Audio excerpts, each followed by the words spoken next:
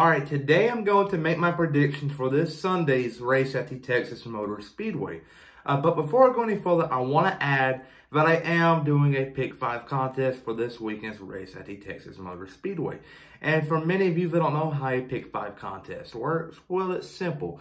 All you got to do is go down below to the comment section and type in who you think is going to finish in the top 5. And if you go 5 for 5, you get an autographed hero card. And if you get 4 for 5, you get an unsigned hero card. And just stay tuned for the future for more giveaways. But I want to give you a special shout out to Mr. Barry Griggs and the Mitsubishi people and the Roush Yates and the Dia Edge. I just cannot thank them enough for all they've done the last couple of weeks. But go down below in the description and check out their website. And let's get started.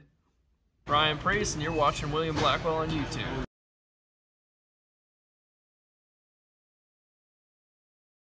All right, here. Your last 5 winners at the Texas Motor Speedway has been pretty much dominated by the Toyota camp, at least 60% of the last 5. In 2019, you saw the 11 car Denny Hamlin come out of nowhere and get the job done.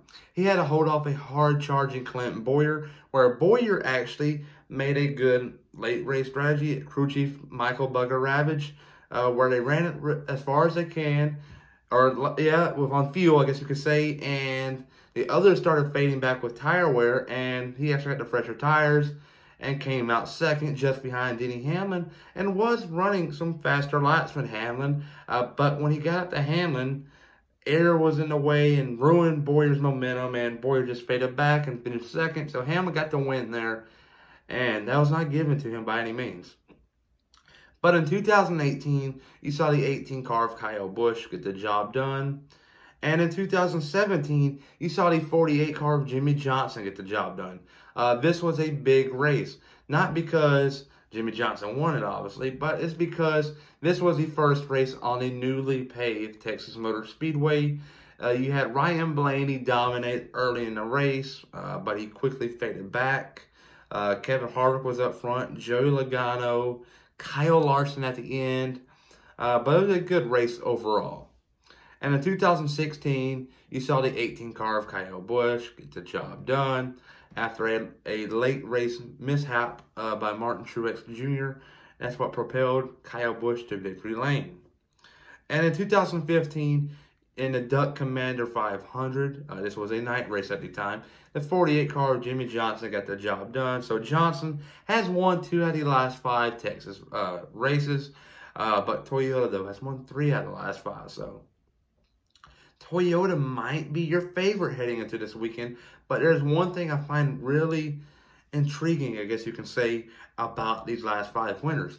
There are no Fords, and Ford has won a lot of races in the fall race here at Texas, but in the spring race, they have been pretty much irrelevant, I guess you can say, when it comes to contending for the win in their later stages of the race.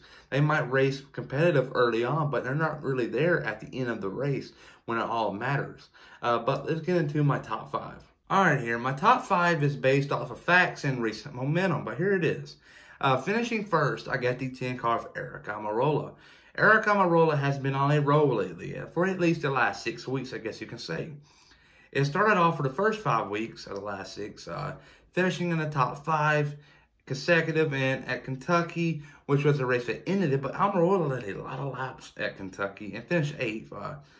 I know 8th place wasn't what he was hoping for. He had the car way better than 8th place, but you got to take it as it is, and he's going to move on.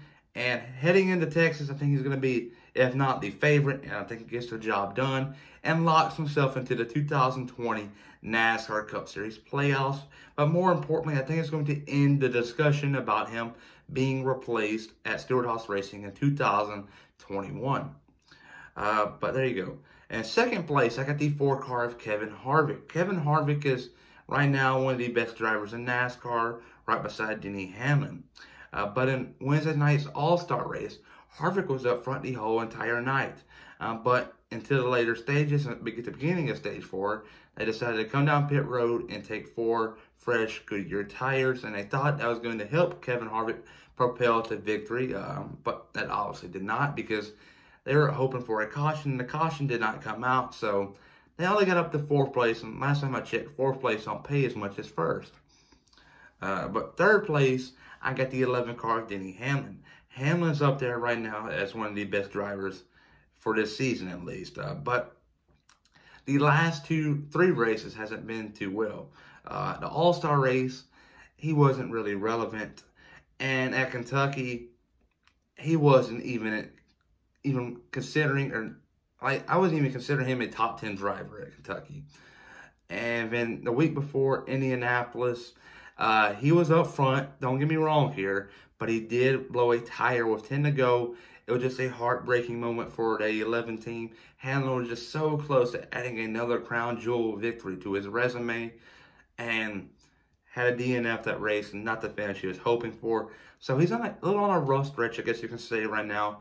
But I think he's going to get things turned around this weekend at Texas. But finishing 4th, I got the 18 car of Kyle Busch. Kyle Busch right now has been sort of under the radar. He started off the season pretty much up and down. He might have a top 10 finish here and there. Hasn't really been contending for wins. But the last 2 races, I have seen something that I've never seen the last couple months of racing. And that's when Kyle Busch starting to get up to the top 5 and starting to lead a couple laps. It started off at Kentucky, where he started on the pole and led a lot of laps at the beginning until Eric Almirola caught him.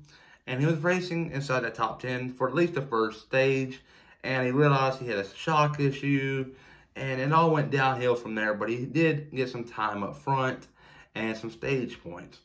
But in the All-Star race, he finished 2nd. So I'm sure that's a big momentum booster heading into Texas. So I got Busch finishing 4th, getting a top 5, which is much needed for that 18 team. But finishing 5th, I got the 12 car Ryan Blaney.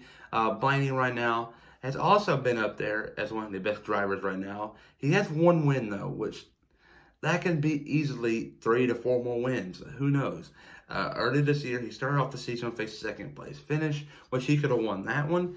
And week 2, they went to Las Vegas, which he could have won that one. And then Auto Club, which he was really competitive in that one. And then Phoenix, and everything went on after that, with Atlanta being postponed.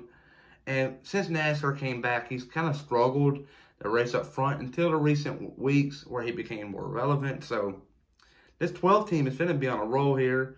And they got some good tracks coming up. Texas, he led a lot of laps in the spring of 2017. Won both stages, I got to add. But yeah, Texas is a good track for him. But I got him finishing 5th. But my dark horse for this weekend is going to be the 20 car Erik Jones. Erik Jones has to have a good run this weekend at Texas. I just cannot let him, he cannot finish outside the top 10. He's going to have to finish inside the top 10. It's so narrow in that points battle of him and Tyler Reddick, Austin Dillon, and Ricky Stenhouse Jr., and Bubba Wallace, and Chris Buescher. It's so narrow, and only one's going to get in. That Cole Custer victory recently has hurt them. They cannot afford to have any first-time winners outside the top 16 in points. If they do, they're going to have to win a race and get into the playoffs, which I don't see that happening with the speed they have. So I think Erik Jones is going to have to point his way in, and if you point your way in, you're going to have to run really good and maybe contend for the win and just make it easy winning in. But Jones is my dark horse, though, for this weekend at Texas. But everybody, though, remember to please like and subscribe.